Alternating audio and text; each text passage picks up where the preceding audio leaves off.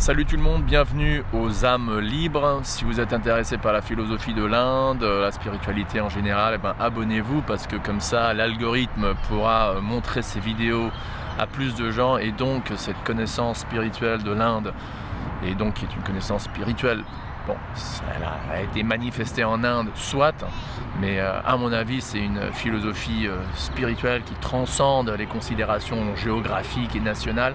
Et donc si vous vous abonnez à cette chaîne, non seulement vous ne raterez pas les prochaines vidéos sur des sujets comme ça, mais en même temps vous aidez à populariser la philosophie du yoga dans le monde francophone. Donc abonnez-vous si vous voulez bien. Mon ami que je connais même pas personnellement, mais l'être solaire, m'a demandé de faire une vidéo qui distingue ou qui compare la philosophie Vaishnava ou la philosophie de la conscience de Krishna ou la conscience de Vishnu avec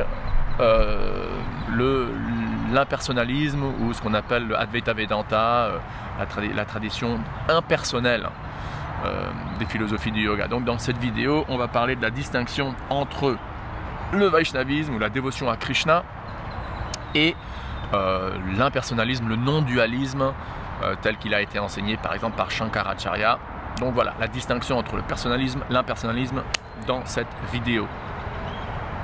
Bon, eh bien, pour commencer, je crois que ça serait bien de parler de quelle est la conclusion, quel est le but, quel est l'objectif d'un côté du dévot de Krishna ou du Vaishnava et de l'autre côté de l'impersonnaliste. Qu'est-ce qu'il ou elle désire dans sa croyance et dans sa pratique, et surtout après la mort. Et après qu'on aura parlé de ça, on va revenir un peu en arrière et parler des distinctions, disons en termes d'ontologie, c'est-à-dire qu'est-ce que les Vaishnavas croient en ce qui concerne l'identité de l'être, l'identité de Dieu, l'identité de la relation entre l'être et Dieu, et qu'est-ce que les Advaita Vedantistes, qu'est-ce que les impersonnalistes croient vis-à-vis, encore une fois, de l'ontologie de l'être, c'est-à-dire qui est l'âme, qui est Dieu, quelle est la distinction entre les deux, etc., s'il y en a. Donc commençons d'abord avec le but. Quel est le but du dévot de Krishna et quel est le but de l'Advaita Vedantiste, du non-dualiste? Le but, commençons avec l'impersonnaliste. Bon, les Vaishnavas appellent souvent les Advaita Vedantistes ou les non-dualistes comme les impersonnalistes. Pourquoi? Parce que c'est un bon adjectif, quoi. Puisque la vérité absolue est impersonnelle, finalement, c'est des impersonnalistes, quoi.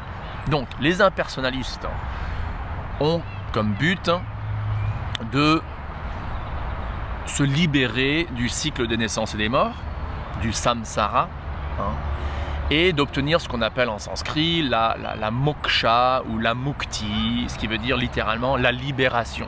Donc libération de quoi? La libération du cycle des naissances et des morts. Alors, qu'est-ce que cela implique? Ça implique une croyance en le samsara, en le cycle quasi éternel des naissances et des morts. En d'autres mots, tu as une âme qui s'incarne dans un corps physique, vie après vie après vie, corps après corps après corps après corps après corps, pendant des milliards et des milliards de naissances et de morts et de naissances et de morts, jusqu'au beau jour où l'âme devient libérée donc de cet asservissement, de cet asservissement au cycle des naissances et des morts. Et donc il devient libéré. Voilà. Et qu'est-ce qui se passe quand il devient libéré ou quand l'âme devient libérée? Eh bien, cette âme se fond dans la totalité de l'esprit, un peu comme une analogie que les impersonnalistes utilisent souvent, une rivière qui se fond dans la mer. C'est une rivière qui, pendant qu'elle coule, est une rivière unique, mais une fois qu'elle se fond dans la mer, elle perd son identité et elle devient un avec la mer, avec l'océan. Donc l'idée chez les impersonnalistes, chez les non-dualistes, c'est donc de se fondre dans ce qu'on appelle le Brahman.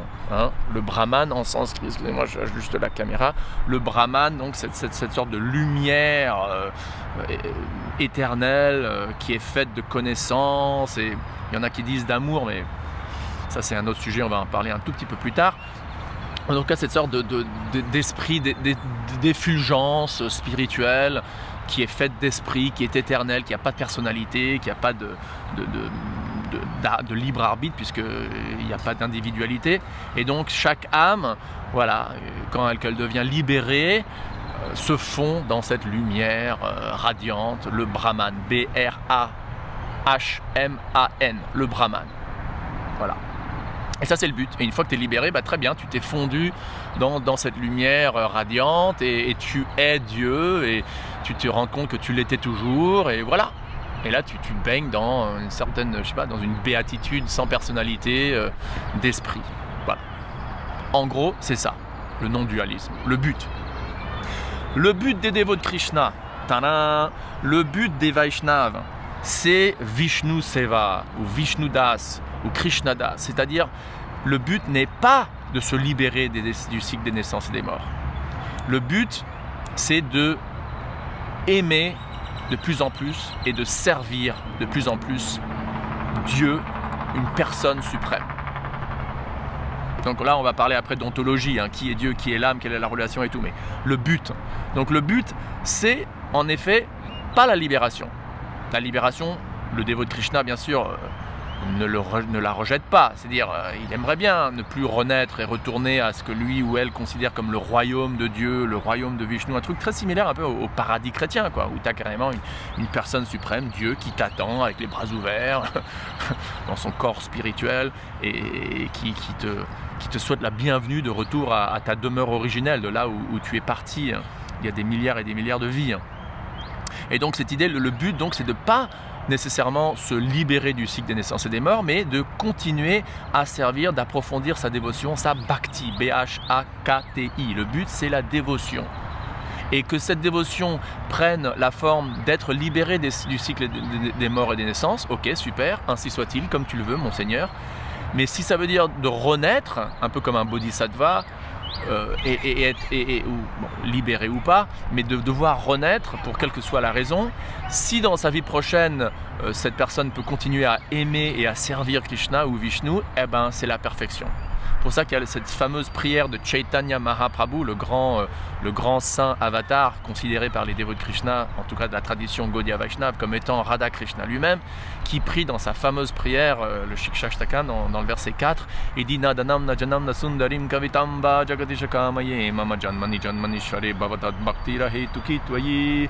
Et il dit, mon Seigneur, je ne veux pas d'argent, je veux pas de renommée, je veux pas de Hey you, how you doing? Is that your friend? Cool. Et il dit à la fin, je veux même pas me libérer du cycle des naissances et des morts. Il dit Janmani Janmanishware. Janmani Janmanishware, ça veut dire même si vie après vie je dois renaître, eh ben tant pis, tant mieux.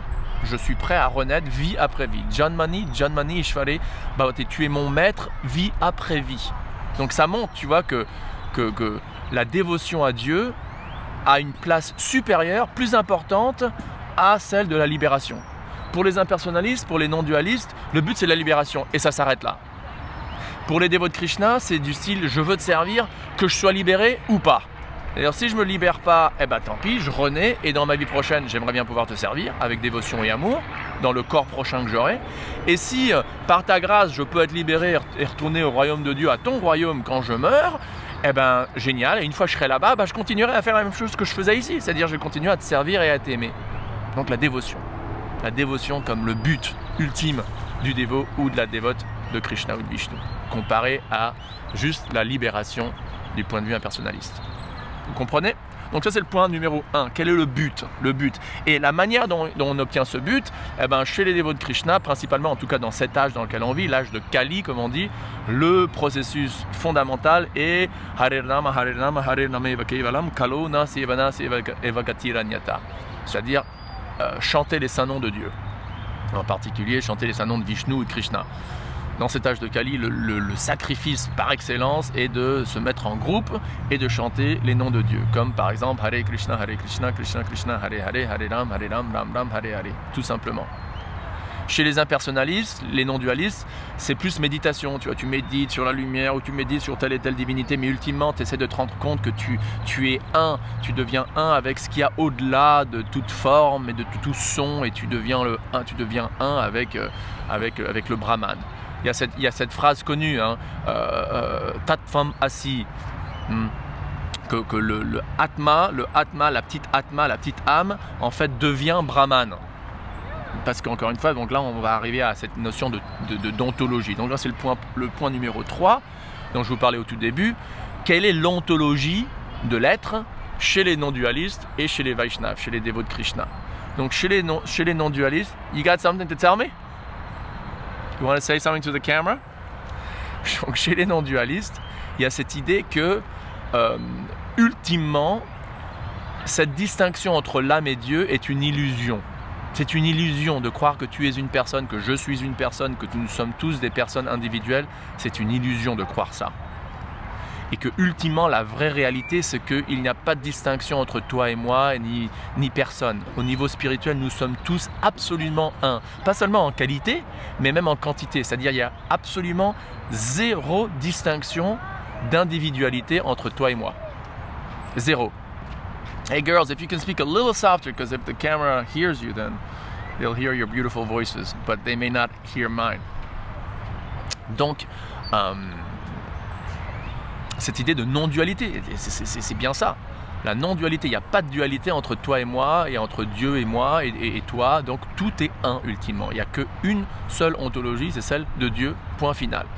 Et Dieu n'a pas de forme, n'a pas de personnalité, et c'est juste à l'état conditionné dans lequel on se trouve maintenant qu'on pense en illusion, hein, complètement dans l'illusion, qu'on est des individus, qu'on a du libre arbitre, que toi tu es toi, moi je suis moi, mais ultimement tout ça c'est une illusion, car une fois libéré de l'illusion, une fois libéré de Maya comme on dit, eh ben, tu te rendras compte que le Atma est Brahman, chaque âme est Dieu, dans un sens impersonnel. Et Dieu, c'est juste, encore une fois, cette sorte de radiance, hein, comme je vous avais dit, dans lequel on essaye de se fondre. Et ultimement, il n'y a que ça comme identité de l'être. Il n'y a que le Brahman. Et donc tout ce qui n'est pas Brahman, c'est une illusion. Donc même le langage, même la langue, le langage, c'est une illusion complète. La forme, c'est une illusion complète. Les sentiments qu'on peut avoir ici-bas, tout ça, c'est une illusion. Et il n'y a que le Brahman comme réalité ultime. Voilà. Assez glauque comme perception, si vous me demandez, en tant que dévot de Krishna.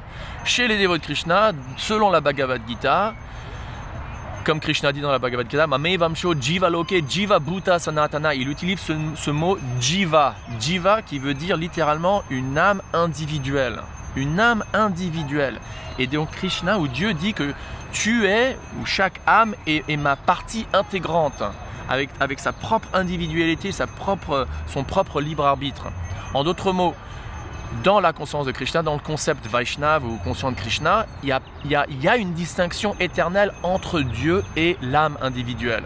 Elles sont un, soit elles sont un, mais elles sont un en qualité. Comme par exemple, tu prends une goutte d'eau de mer de la Méditerranée et tu analyses le pourcentage de différents minéraux et de sel et tout, et après tu prends une énorme quantité ou toute la mer entière et tu analyses exactement la même chose, tu verras qu'il y a la même proportion, quoi. X minéral, X sel, etc. Mais la mer et la petite goutte d'eau sont quand même très différentes. Donc de la même manière, au niveau de conscience, l'idée est que l'âme est consciente, mais juste à un certain degré. Elle est consciente de son propre corps, de sa propre vie, de sa propre perception, mais elle n'est pas omnisciente, comme Dieu l'est par exemple.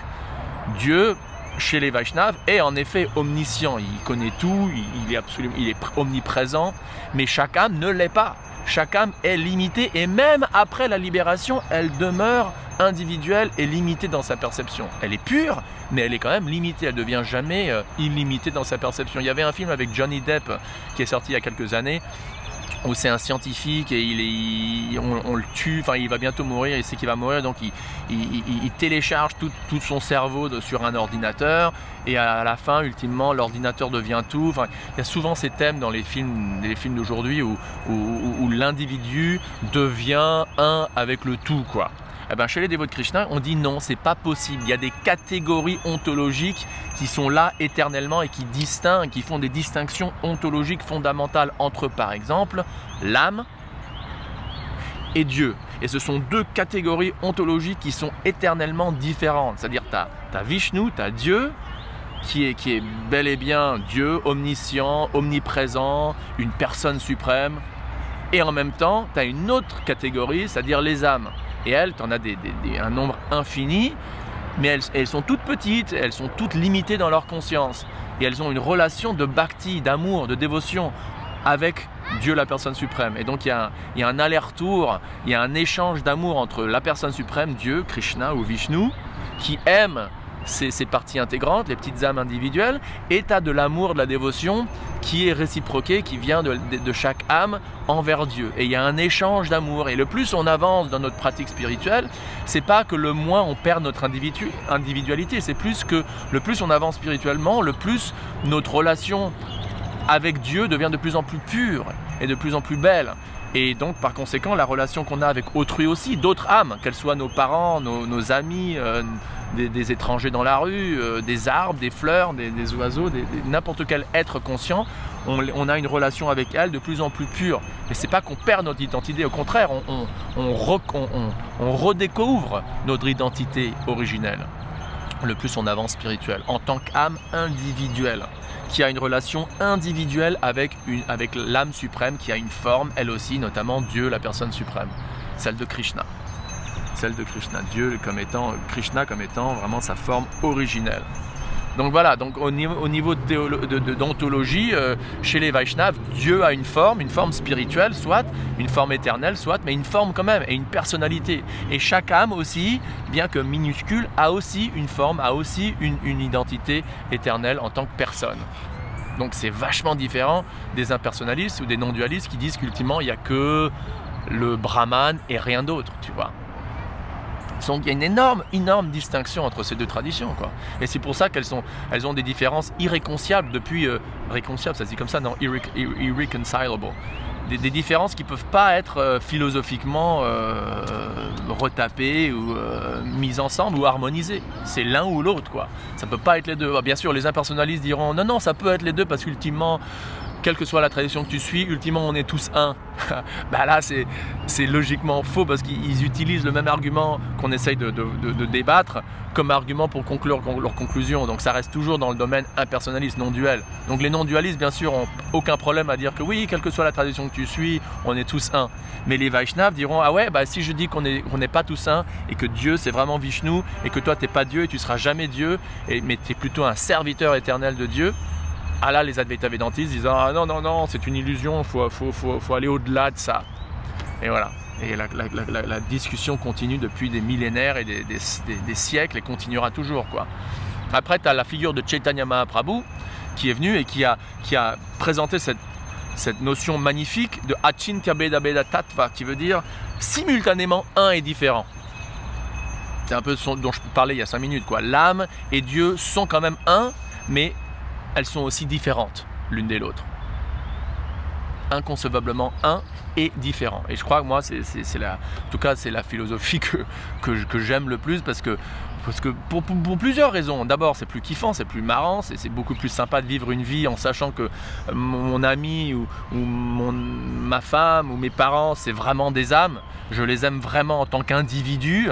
Et non pas penser que non, même mes parents, mes frères, mes sœurs, c'est une illusion, tout ça, ultimement il n'y a que le Brahman. C'est beaucoup plus kiffant, c'est beaucoup plus sympa de vivre une vie en croyant que chaque âme est vraiment une âme, chaque personne est vraiment une personne. C'est juste que maintenant il y a question de purifier notre conscience, de nous débarrasser de la concupiscence, de la colère, de l'avarice, de l'égoïsme, etc., etc. Et ça ne veut pas dire que quand tu pratiques une certaine spiritualité, tu perds ton individualité et tu te fonds dans une lumière. Enfin, si tu as envie de le faire, vas-y, quoi. Mais c'est d'ailleurs Krishna dans le 12e chapitre, verset 5, vas-y, regarde dans ta Bhagavad Gita, chapitre 12, verset 5, dit très clairement que les impersonnalistes, ceux qui suivent donc cette idée qu'on est tous un, en fait, ont une pratique et un chemin beaucoup plus difficile, beaucoup plus austère que les Vaishnavas, qui acceptent tout simplement qu'ils sont des serviteurs de Dieu. Après, il faut de l'humilité. Il faut de l'humilité, hein, parce que si tu aimes bien penser, oui, je suis Dieu, on est tous Dieu, eh ouais, c'est vachement flattant pour ton ego. Et dire par contre, non, en fait, je suis juste un petit serviteur de Dieu, ça, il faut une certaine humilité pour le dire, ça, pour l'admettre, pour vivre une vie comme ça. Mais si tu arrives à avoir cette humilité et de vivre dans un modèle où tu te considères juste comme un serviteur de Dieu, ah bah, tu kiffes en place, tu kiffes la vie beaucoup plus, quoi. Voilà, bah écoutez, j'espère que ça vous a plu. Si vous avez d'autres questions, mettez-les dans les commentaires. Je suis à votre service. Et rappelons-nous, nous sommes beaucoup plus que notre corps et notre mental.